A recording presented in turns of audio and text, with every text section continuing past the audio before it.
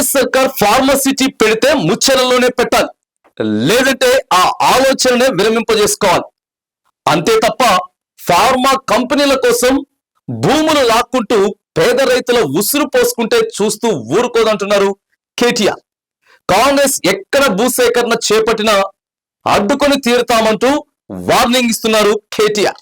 ముచ్చర్ల వద్దంటే ప్రభుత్వం చింతించక తప్పదన్న కేటీఆర్. ఫార్మాసిటీకి ఎవరు భూములివ్వద్దన్న బీఆర్ఎస్. రైతులకు అండగా బీఆర్ఎస్ ఉంటుందని భరోసా. లగచర్ల ఘటన తరువాత గులాబీ పార్టీ దూకుడు పెంచింది. కాంగ్రెస్ ప్రభుత్వంపై బీఆర్ఎస్ యుద్ధం ప్రకటించింది. ప్రజల పక్షానే ఉంటాం, అవసరమైతే జైలుకైనా వెళ్తామంటూ కేటీఆర్ కొత్త నాదం ఎత్తుకున్నారు. ఫార్మా కంపెనీ భూముల విషయంలో అరెస్ట్ అయి సంగారెడ్డి జైల్లో ఉన్న రైతులను పరామర్శించారు కేటీఆర్.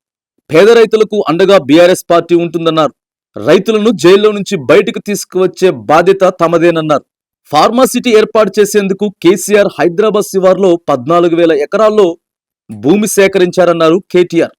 కాంగ్రెస్ ప్రభుత్వ ఫార్మాసిటీ ఏర్పాటు చేస్తే అక్కడే ఏర్పాటు చేయాలన్నారు. ఫార్మాసిటీ అని కేసీఆర్ పెడితే హైదరాబాద్ దగ్గర 14,000 ఎకరాలు సేకరిస్తే అది వద్దు, రద్దు, అక్కడ రియల్ ఎస్టేట్ దందా చేస్తా, మా అన్నగాన్లకు అక్కడ మా తమ్ముళ్లకు అక్కడ నేను భూముల సంతర్పణ చేస్తా, ఫార్మా విలేజ్ల పేరిట ఇక్కడ సంగారెడ్డి జిల్లా న్యాల్కల్లో, అక్కడ కొడంగల్లో, ఇంకా అట్లనే మిగతా తెలంగాణలో కూడా ఒక 20 ఫార్మా విలేజ్లు పెడతా అని చెప్పి ఏదైతే ఇవాళ రేవంత్ రెడ్డి కొన్ని వికృతమైన అనాలోచితమైన ఆలోచనలు చేస్తూ ఉన్నాడో, ఈ విషయంలో సంగారెడ్డి రైతులైనా సరే, న్యాల్కల్ రైతులైనా సరే, కొడంగల్ రైతులైనా సరే ధైర్యంగా ఉండండి. మీకు బీఆర్ఎస్ ఉన్నది, మీకు కేసీఆర్ ఉన్నాడు, మర్చిపోవద్దని చెప్పి నేను విజ్ఞప్తి చేస్తా ఉన్నా. ముచ్చర్లలో కాకుండా ఇంకెక్కడ ఫార్మాసిటీ పెట్టొద్దన్నారు కేటీఆర్.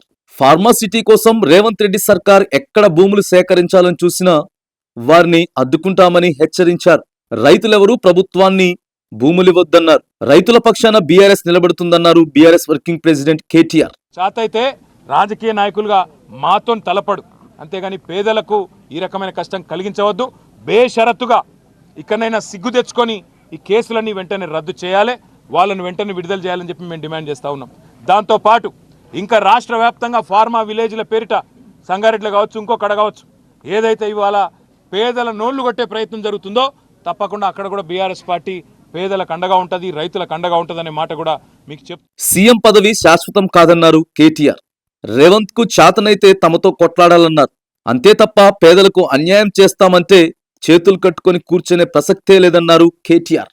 ఢిల్లీలో కోపం వస్తే రేపో ఎల్లుండి తీసిపారేసినా కూడా దిక్కులేదు నీకు.